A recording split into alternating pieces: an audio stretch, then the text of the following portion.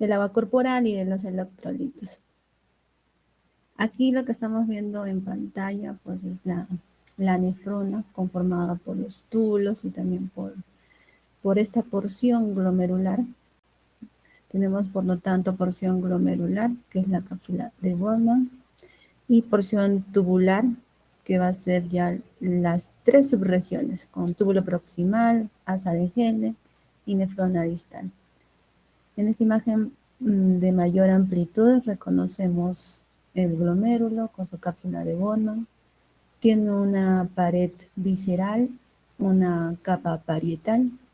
Entre ambos hay un espacio de la cápsula, un espacio capsular, y podemos reconocer en extremos por este lado la arteriola aferente, lo que sale, y la arteriola aferente, todo lo que ingresa hacia el ovillo glomerular. Además, también tenemos el túbulo contorneado proximal por este lado, y por el otro lado tenemos el túbulo convolado o circunvolado tubular. En esta porción debemos reconocer la mácula densa, las células yuxtaglomerulares, que va a ser el aparato yuxtaglomerular. Y bueno, los mecanismos básicos de riñón pues van a ser representados por filtración, reabsorción, secreción y excreción. La filtración va a ser la salida de líquidos de los capilares glomerulares hacia el túbulo renal. La reabsorción ya va a ser el transporte de sustancias desde el interior del túbulo hacia la sangre, hacia el flujo sanguíneo. La secreción va a ser el transporte de sustancias desde la sangre hacia el interior del túbulo. Y finalmente la excreción será la eliminación de todas las sustancias al exterior. Esto va a ser representado en forma de orina.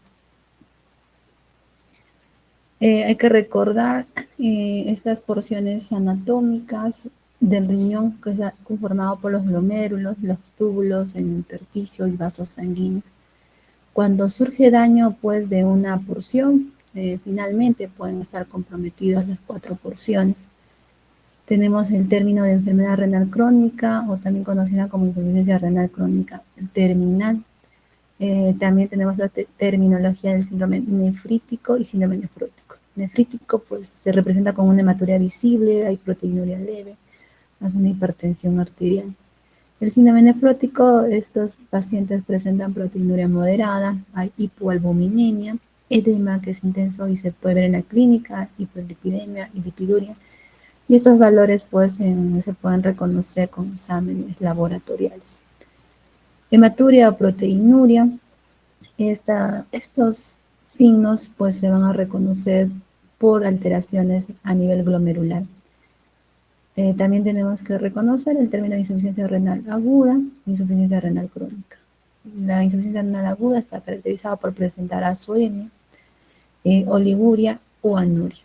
Y la insuficiencia renal crónica está representada por uremia, más que es pues prolongada, con signos y síntomas de azoemia. Y tú vas a la infección del tracto urinario, vamos a ver pues de vías urinarias, daños o infiltrados inflamatorios o una inflamación reconocida como pielonefritis, en casos pues a nivel de vejiga, una cistitis ocasionada por bacterias que también pueden estar acompañadas con piuria. Nefrolitiasis ya va a ser la presencia de cálculos conocidos pues clínicamente como un cólico renal. Además también por la presencia de un cálculo podría producirse hematuria, es decir, orina con sangrado, y todo esto ocasionado por la presencia de los cálculos. Además, defectos de los túbulos renales que también vamos a ver, esto pues, puede estar acompañado con poliuria, nicturia y trastornos del electrolíticos. En patología renal, pues cuando ustedes ven su Robbins van a poder notar que hay anomalías del desarrollo. Estos son los problemas genéticos que podemos reconocer en estos, los denominadas displasias e hipoplasias renales, que van a estar asociadas a un 20% con insuficiencia renal crónica. Tenemos la agenesia renal, que puede ser de presentación unilateral o bilateral. Esto es pues una malformación de los conductos renales, y por esta malformación pues se va a presentar una ausencia del desarrollo, ya sea de un riñón o de ambos riñones. Ambos riñones ya va a ser incompatible con la vida. Hipoplasia renal, pues aquí se ve que un riñón es de tamaño disminuido y pues vamos a ver que conserva su forma, ¿no? Esto es la imagen de una hipoplasia renal. Ectopia, pues se presenta como una tortuosidad de los uréteres y estos pacientes que presentan la tortuosidad, pues están sobre todo más que nada relacionados con una infección del tracto urinario. Riñón en herradura, como vemos aquí en la imagen, puede ser la fusión de los polos inferiores, en este caso polos inferiores, en un 90% son los más frecuentes. Además, también puede haber un riñón en herradura con la fusión de los polos superiores, esto es en un 10% de presentación. Enfermedades quísticas del riñón, estas también genéticamente por interacción pues pueden presentarse ciertas patologías quísticas, como es en el caso de una displasia quística renal. Este tipo de patología pues es esporádico por anormalidad metanéfrica, se ven grandes quistes, es bastante multiquístico, además hay conductos inmaduros. Y el tejido mesenquimal es indiferenciado, podemos hallar hasta tejido cartilaginoso en algunos cortes histológicos. Esto de aquí representa la enfermedad poliquística renal autosómica dominante, sobre todo se viste en el adulto. De 1000 pacientes, pues uno puede presentar, esto es por la alteración del gen PKD1 en un 95%.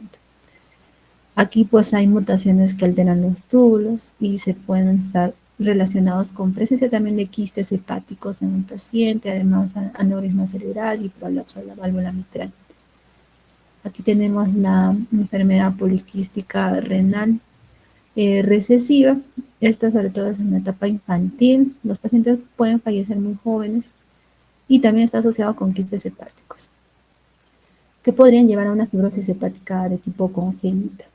Esto de aquí representa una enfermedad quística medular renal y los pacientes pues se presenta a nivel renal dilataciones quísticas que son de forma incidental, se inician en la etapa infantil, pueden cursar con poliuria, acidosis tubular y otras hasta son adquiridas por diálisis.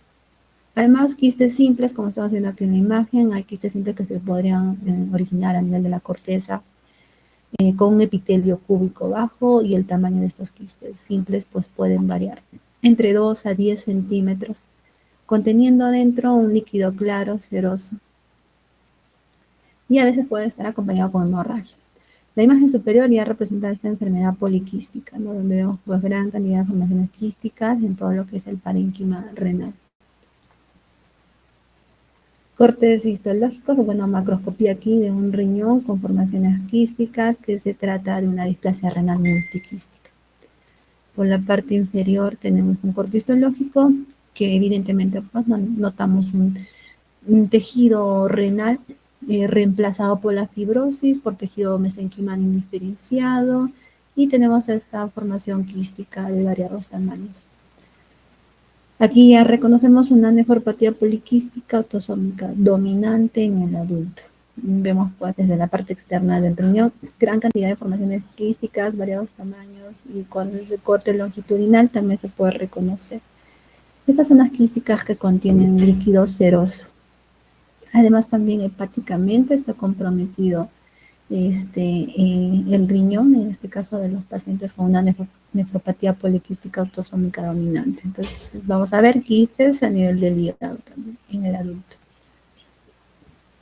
Enfermedad glomerular, bueno, en este contexto pues las causas van a ser por depósitos de complejos de antígeno anticuerpo que se van a depositar a nivel del subendotelio y mesangio. Así pues se presentan linfocitos, neutrófilos, todos estos se liberan, así como los macrófagos, linfocitos, las células natural killer que estamos viendo aquí en imágenes, plaquetas y citoquinas. Entonces, cuando toda enfermedad renal glomerular destruye las nefronas funcionantes, pues se va a reducir el volumen de la filtración glomerular hasta un 30%. De esta manera, pues se genera en el paciente una insuficiencia renal que es terminal. Histológicamente, pues se puede ver un corte de tejido renal, glomerulosclerosis, hay inflamación a nivel túbulo intersticial y además de fibrosis. Entonces, tenemos glomerulonefritis primarias, que es una enfermedad restringida al riñón, y puede ser pues de una patología conocida, presentando una lesión básicamente a nivel glomerular. Las glomerulonefritis secundarias es una enfermedad renal que es secundario a otra enfermedad de fondo, como el caso de estas enfermedades sistémicas, un lupus eritematoso sistémico, una diabetes mellitus. En este cuadro, pues nuevamente vemos, ¿no?, lo que son las glomerulopatías primarias y las secundarias. Las secundarias, pues, con estas enfermedades sistémicas que afectan, pues, la porción glomerular, lupus, diabetes hemos visto, además amiloidosis, síndrome de Gutt-Bachus, poliarteritis, granulomatosis de Wegener, como la púrpura de Henner-Schoner y endocarditis bacteriana. En las primarias están las que es la glomerulonefritis aguda primaria, que puede ser posinfecciosa. Ahora vamos a ver más adelante este tipo de patología. Las glomerulonefritis rápidamente progresivas, que histológicamente se ven daños a nivel glomerular como una forma de semilunas, que vamos a ver ahora. Glomerulopatía membranosa, la enfermedad de cambios mínimos, que esto se ve con mayor frecuencia en menores de 5 años. Glomerulosclerosis focal y segmentaria, la glomerulonefritis membranoproliferativa, también hay nefropatías de inmunoglobulina A y glomerulonefritis crónica. Todas estas representan las glomerulopatías primarias. Estas glomerulopatías pues, pueden tener manifestaciones clínicas, como en el caso de presentar hematuria, que puede ser macro o microscópicamente, proteinuria, acompañada con o sin síndrome nefrótico, una insuficiencia renal, y además se asocia a una hipertensión arterial en un tercio de los casos. Entonces hay 5 patrones de los síndromes glomerulares. Tenemos el síndrome nefrítico aquí. El paciente presenta pues hematuria, azotemia, proteinuria variable, oliguria y una hipertensión. El síndrome nefrótico es representado con una proteinuria más de 3.5 gramos durante el día, hipoalbuminemia, hiperlipidemia, lipiduria. Entonces todos estos datos se van a tener pues con exámenes laboratoriales. La glomerulonefritis rápidamente progresiva, la manifestación clínica es una nefritis aguda, proteinuria, insuficiencia renal aguda. La insuficiencia renal crónica con una azotemia, hay uremia que evoluciona durante meses o hasta años. Anomalías urinarias aisladas, estos pacientes presentan hematuria glomerular y proteinuria subnefrótica. Entonces hay una nomenclatura que se distribuye de acuerdo a la lesión que vienen afectando, ya sea a nivel glomerular o a nivel renal. A nivel glomerular, si se presenta una lesión catalogada como global, pues solamente afecta la totalidad del glomérulo. Si es denominada como segmentaria, simplemente va a afectar una parte de cada glomérulo, ¿no?, como vemos aquí en la imagen. Si es una pues de carácter difuso, vamos a reconocer que afecta a todos los glomérulos, y si es focal, este término es focal, pues simplemente afecta a un grupo de glomérulos. Histopatológicamente las glomerulonefritis tienen una hipercelularidad, es decir, que va a haber pues, en los cortes histológicos una proliferación celular a nivel mesangial o de endotelio en esta porción, además acompañado de infiltración leucocitaria o también mononuclear. Hay formación de semilunas, esto se ve a nivel glomerular, el engrosamiento de la membrana basal, depósitos de material amorfo, de inmunocomplejos, que se puede ver con una tinción de H pues, mucho más eosinófilo. Hialinización, que está acompañada con proteínas plasmáticas, y esclerosis, que va a ser el acúmulo de colágeno. Con el microscopio electrónico ya se puede ver mucho más, con más características, más detallados, estos depósitos de inmunocomplejos a nivel subepitelial, entre las células epiteliales y la membrana basal. A nivel subendotelial se puede ver pues, estos depósitos de inmunocomplejos de células entre las células endoteliales y la membrana basal. Intramembranoso y mesangial también se puede reconocer los depósitos de inmunocomplejos. La clínica de las glomerulopatías, pues es que el paciente presenta sobre todo estos signos, como es proteinuria y edema, bastante marcado en miembros inferiores. La hipertensión arterial está elevada, obviamente, y insuficiencia renal y hematuria. Y aquí tenemos la glomerulonefritis proliferativa aguda, que es pues luego de una infección por este bacilo reconocido, o esta bacteria reconocida como el estreptococo. El estreptococo beta hemolítico del grupo Entonces, estos pacientes presentan un síndrome nefrítico, postinfección faríngea, como vemos en la imagen, a nivel de faringe, de amígdalas, inclusive, o también por una infección cutánea, donde podría ingresar pues, esta bacteria, ¿no? El tiempo de infección pues, puede variar entre 1 y 4 semanas. Los más afectados son los niños entre los 6 a 10 años. Es una glomerulonefritis difusa con una hipersolaridad global. Se acompaña de células mesangiales, endoteliales, epiteliales. Hay neutrófilos y monocitos.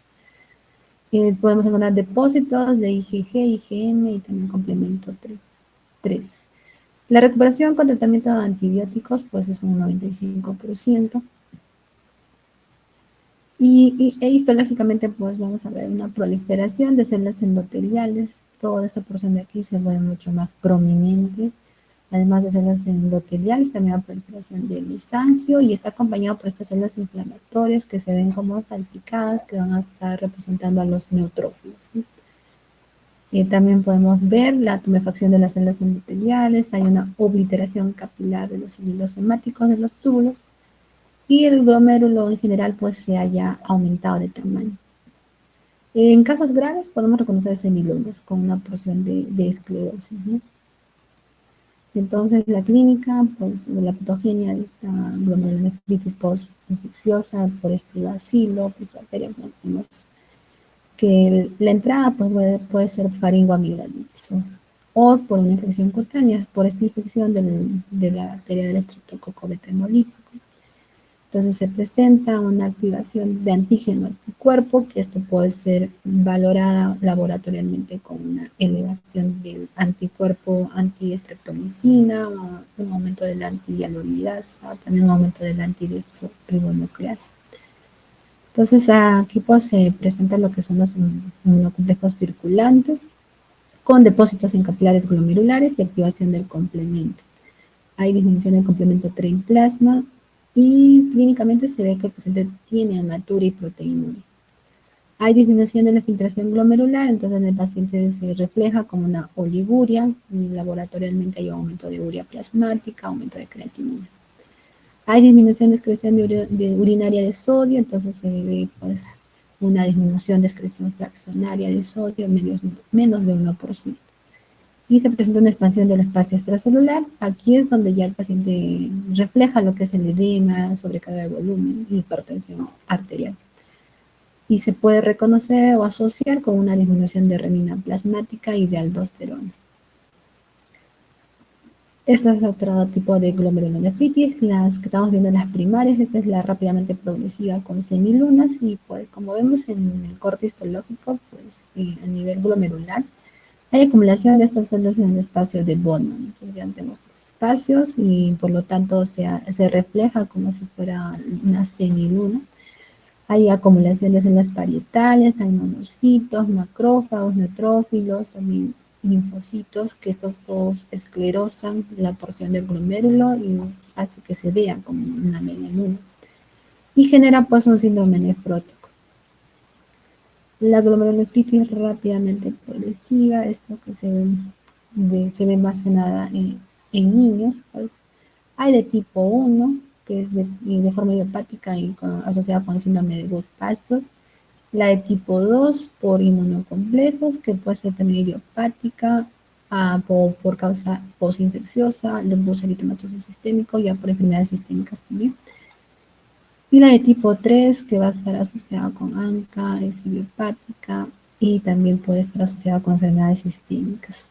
Entonces, el diagnóstico para estas glomerulonefritis rápidamente progresiva, aparte de la biopsia, también puede ser por inmunocomplejos o inmunofluorescencia, presencia de depósitos de complejos. La glomerulonefritis membranosa, este tipo de patología, pues tiene como causa principal el síndrome nefrótico en adultos. Hay un engrosamiento difuso de este ovillo glomerular o de este capilar por material electrodenso. Es un depósito de inmunoglobulinas que se puede ver con la inmunofluorescencia. Es idiopática, sobre todo un 85%. Además, también puede ser causada por tumores o por enfermedades sistémicas, como también por fármacos o infecciones. La glomerulonefritis por cambios mínimos, o conocida como nefrosis lipoidea. Principal causa es de síndrome nefrótico en niños, y con microscopio electrónico se ve un borramiento uniforme sobre los túbulos. Hay presencia de lípidos en los túbulos renales, y por eso que también se conoce como nefrosis lipoidea. Estos pacientes tienen una excelente respuesta a los corticoides. Su causa pues es desconocida. El paciente pues con el tratamiento puede tener un pronóstico bueno a largo plazo. La glomerulonefritis segmentaria y focal pues causa también de síndrome nefrótico, hay esclerosis, como estamos viendo en esta imagen, este es en menor aumento, glomérulos con porción de esclerosis. A mayor aumento notamos esta esclerosis bastante marcada. Y podemos también decir que esto pues es una causa idiopática o también puede estar asociada hasta al de tipo de glomerulonefritis por cambios mínimos. Como la anterior, pues esta no tiene mala respuesta a los esteroides y progresa hasta una insuficiencia renal crónica. La glomerulonefritis membrano proliferativa. Aquí hay engrosamiento de capilares y tiene un doble contorno por interposición de células mesangiales y endoteliales. Hay proliferación de células glomerulares en toda esta porción, esta área, y también pues ha sido llamada como mesangiocapilar. 20% de estos pacientes pues presentan un síndrome nefrótico y puede estar presente en niños también como en adultos. La nefropatía por inmunoglobulina A, o conocida como enfermedad de Bergen, tiene como causa más frecuente pues de hematuria recurrente. Este es el cuadro clínico más representativo y se va a caracterizar porque hay una proliferación mesangial que se ve como esta porción bastante esclerosada, que se tiñe mucho más con eosina en este caso. Y aquí pues es la zona donde hay depósitos de inmunoglobulina. Sin embargo, necesitamos pues de la técnica de la inmunofluorescencia. Lo que indica la flecha viene a ser representado a este depósito de IgA. Es de causa genética y también puede ser adquirido. Y 50% de este grupo de pacientes con nefropatía por IgA pueden ir a una insuficiencia renal crónica. La glomerulonefritis crónica, asociadas a enfermedades sistémicas, casi todo este grupo pues, pueden llevar a una cronicidad del paciente en un 40%, excepto las postestreptocócicas. Pues estas asociadas a enfermedades sistémicas, estas glomerulopatías, pues son sobre todo más frecuentes asociadas a LES, a la púrpura de Schoenlen, a la endocarditis bacteriana también, diabetes mellitus como amiloidosis. La esclerosis también se puede ver con una tinción de histoquímica. Entonces estos riñones, pues anatómicamente, macroscópicamente se ven simétricamente contraídos, pequeños. Hay cicatrización avanzada de los glomérulos y de la esclerosis grave. Histológicamente se ve hialinización, hay esclerosis, hay atrofia tubular, la porción tubular se ve disminución de su tamaño. Hay esclerosis arteriolar, eso a nivel de vasos, y está acompañado con inflamación y fibrosis intersticial. Nefropatía diabética, esta ya es una glomerulonefritis secundaria. Principal causa pues de una insuficiencia renal crónica terminal, hay patología metabólica de los glúcidos y el 40% de diabéticos pues representan al de tipo 1. De tipo 2 es el más frecuente de una nefropatía diabética. Está asociado a síndromes de proteinuria no nefrótica, al síndrome nefrótico y una insuficiencia renal crónica. Entonces, en una nefropatía diabética, pues vamos a notar que existe un conglomerado de lesiones, engrosamiento de la membrana basal glomerular, esclerosis mesangial difusa y hay una esclerosis nodular glomerular. Además, podemos reconocer glomerulosclerosis que es difusa, es decir, que pues, afecta a todos los glomérulos. Hasta un 50% de los casos se puede acompañar con esclerosis nodular, y estos nódulos que vemos aquí son conocidos como los nódulos de Kines-Wilson. Además, pues en una diabetes de tipo 1 como una diabetes de tipo 2, podemos ver el riñón afectado, y no solamente esta porción, sino también afecta arteriolas representadas como una arteriosclerosis. Está asociada a pielonefritis y necrosis papilar. Entonces, en la patogenia, pues hay defecto metabólico de estos pacientes con diabetes mellitus, déficit de insulina, hay hiperglucemia o intolerancia a la glucosa, por lo tanto, se genera una alteración bioquímica en la membrana basal glomerular. Hay aumento del colágeno tipo 4, difibronectina, hay disminución del proteoglucano paransulfato y aumento de radicales libres. Entonces, todos estos se agravan y se presentan lesiones del filtro glomerular. Fisiopatología y clínica, entonces podemos ver, pues frente a una deficiencia de insulina o resistencia a la insulina, hay disminución de la utilización de la glucosa por los tejidos que pasa hacia un nivel sanguíneo. Entonces surge una hiperglucemia con exceso de glucagón, entonces a nivel pues, hepático, cetoacidosis, que finalmente tanto cetoacidosis como hiperglucemia afectan a nivel renal, generando una cetonuria, una glucosuria. En estos pacientes pues, se ve una poliuria, depresión de volumen y polidipsia. Entonces aquí podemos ver una filtración glomerular disminuida.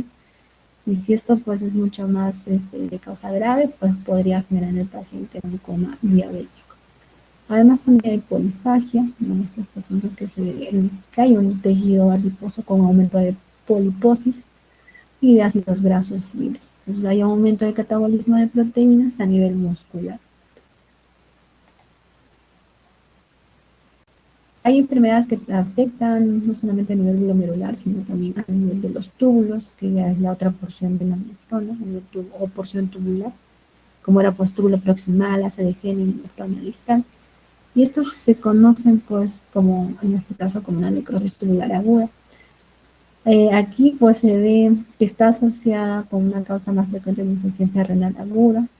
Hay destrucción de las células epiteliales de los túbulos por toxina, pues el epitelio es un epitelio simple que se ve evidentemente afectado si se realiza una biopsia. También puede ser no solamente por toxinas la lesión, sino por fármacos, por alcohol, también por arsénico, hasta insecticidas, generando pues en el paciente una isquemia. Si esto pues no es tratado a tiempo, podría complicarse con shock, sepsis y deshidratación. Entonces hay afectación del túbulo proximal, de masas de genes, ¿no? Que afecta a túbulos intersticios, túbulos en general, como asa de Henle, túbulos distales, colectores, donde vamos a encontrar en esta lesión pues proteínas y cilindros. Hay una disminución de la filtración glomerular también, en este caso. La pleuronefritis, mastitis, infección del tracto urinario. Entonces, de vías urinarias tenemos los riñones aquí y aquí los uréteres que pues conectan con la vejiga. Entonces, esta patología va a ser bastante frecuente como una infección del tracto urinario, más frecuente en mujeres.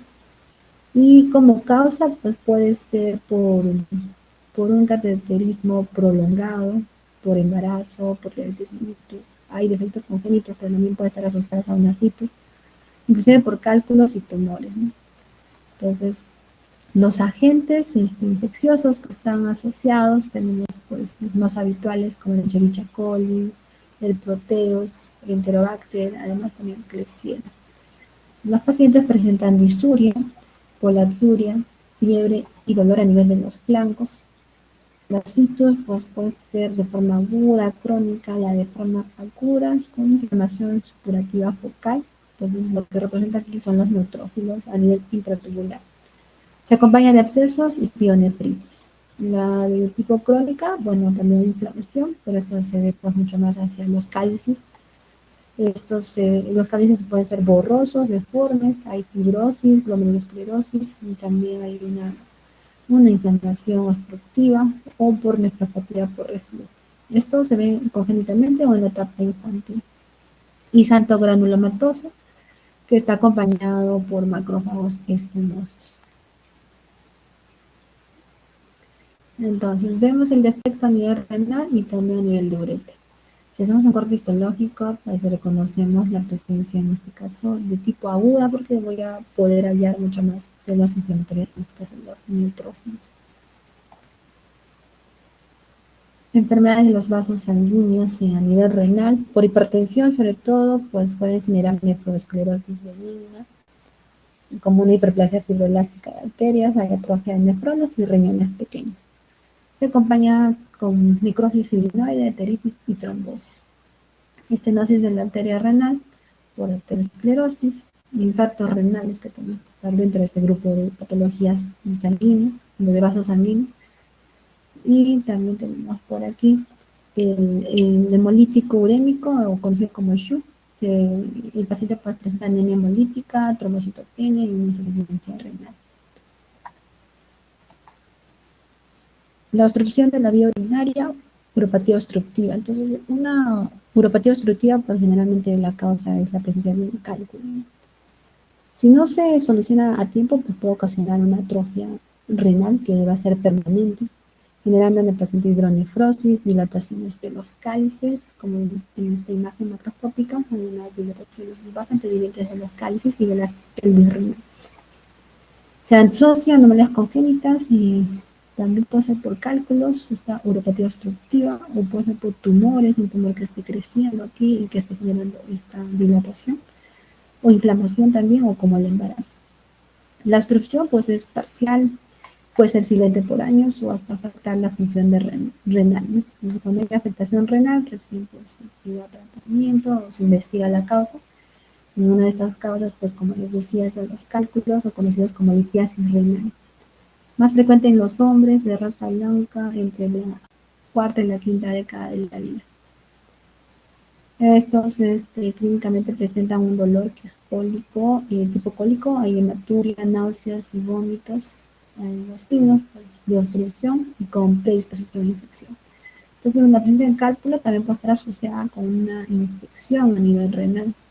Estos cálculos, pues los más frecuentes son un 70% las de oxalato cálcico. Sin embargo, tenemos otros tipos de cálculos renales como el ácido úrico, la estruvita y la hepatita. Las de aquí son las más frecuentes. Y se asocia pues, con un cambio de pH, hay disminución del volumen urinario y también asociado a bacterias, hay desaparición de inhibidores de la formación de cristales. Macroscópicamente lo que indica aquí la flecha es la presencia de un cálculo enclavado a nivel de la pelvis renal. Y de los cálices, también como indica la flecha, hay presencia hasta de 3 cálculos. Tenemos estos tipos de cálculos que han sido extraídos, como tenemos el ácido úrico, el de tipo fosfato, cálcico, el oxalato cálcico, la cistina y el fosfato magnesio y amonio. Entonces, estos cálculos pues, pueden ser de presentación unilateral, sobre todo más frecuente en 80% de los casos. Mayormente están ubicados en los cálices de la pelvis renal o de la vejiga, como vemos aquí. Y un riñón, pues con frecuencia en el momento de ser diagnosticado, pues va a tener muchos cálculos, ¿no? Porque es ahí donde recién va a dar signos y síntomas, o te abre una clínica de tener cálculos en paciente. Algunas veces encontramos hallazgos de otros cálculos que tienen una forma coraliforme, que se ven como ramificados. Entonces, la formación de estos cálculos pues, es por un aumento de la asociación de calcio y está asociado por factores dietéticos como una excesiva ingesta de sodio, una ingesta también de proteínas que es bastante excesiva, o una ingesta insuficiencia de potasio. Y va a haber pues alteraciones en el transporte tubular de calcio y aumento en la producción de citocinas y prostaglandinas. Los tumores renales se pueden presentar tanto benignos como malignos. Los benignos más frecuentes el adenoma papilar renal, tenemos fibroma renal, amartomas, angiomiolipomas y oncocitosis. Todos estos benignos. Y los malignos, pues ya tenemos en carcinoma de células renales, en un 85%. Está asociado con un 4% que es hereditario. Entonces, tenemos que valorar también los antecedentes familiares del paciente que siga diagnosticado con un carcinoma de células renales. En la etapa de los 50-70 años es donde se diagnostica mucho más en hombres y está asociado al consumo prolongado de tabaco. Hay tipos histológicamente de carcinoma renal, como son las células claras, que estas son las más frecuentes, 80%, Carcinoma papilar histológicamente en un 15% y se ve en los jóvenes, es mutacional. El cromófobo en un 5% y estas derivan de las células colectoras. Sin embargo, pues tiene buen pronóstico. El paciente, pues en general, depende del tamaño del tumor, ¿no? Y también del grado de diseminación. Entonces, vamos a valorar la metástasis, hay sobrevida de unos 5 años, un 45%, y sin metástasis con un 70%. Entonces, no solamente hay un carcinoma a nivel renal, sino un carcinoma uroterial. Esto puede ser de la pelvis con un 10%, que estos pacientes cursan hematuria, expulsión y tienen una forma papilar anaplásico multifocal. Estas son características histológicas. Y un 50% es vesical sincrónico. En la sobrevida, pues es hasta unos 5 años, un 70%, y sí es bien diferenciado. Pero si es anaplásico, pues esto tiene menos sobrevida de estos pacientes, un 10%.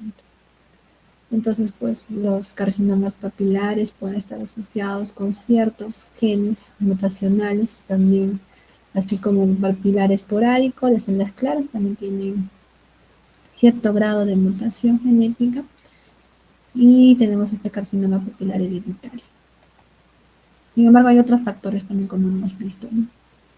Entonces, aquí tenemos el tumor a nivel renal.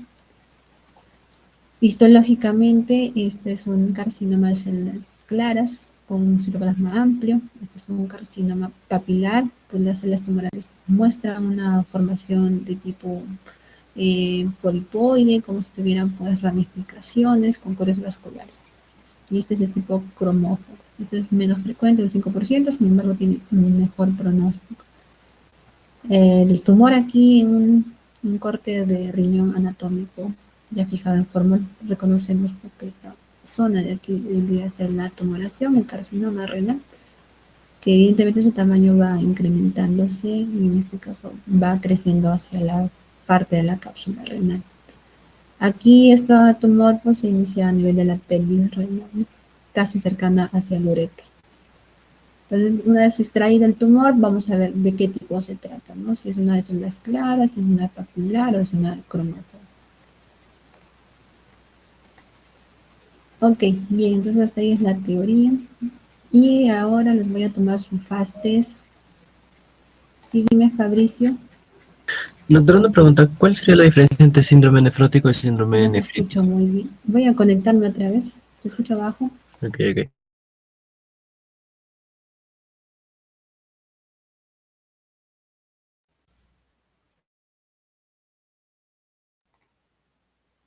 Sí, Fabricio, me estaba levantando la mano. Sí, sí, doctora.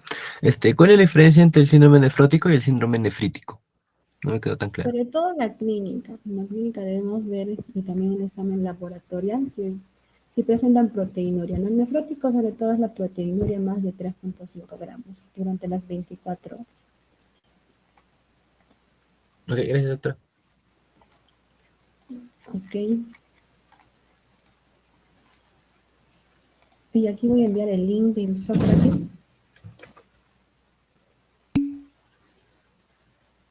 Es el de FAST, es de teoría de patología mamaria.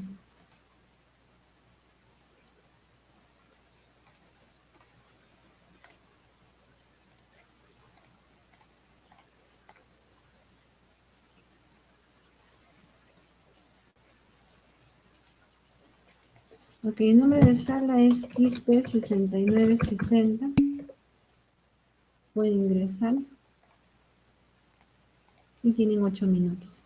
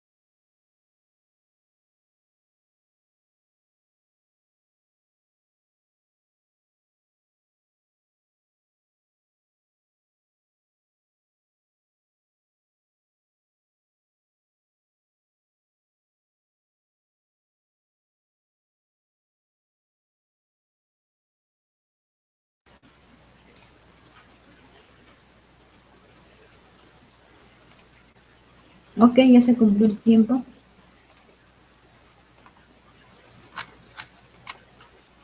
Bien, ahora por la tarde les voy a enviar sus notas hasta aquí, a su delegada, para que les pueda compartir. Bien, el miércoles nos vemos en práctica con el grupo y el próximo lunes la teoría. Hasta luego. Hasta luego, doctora, gracias.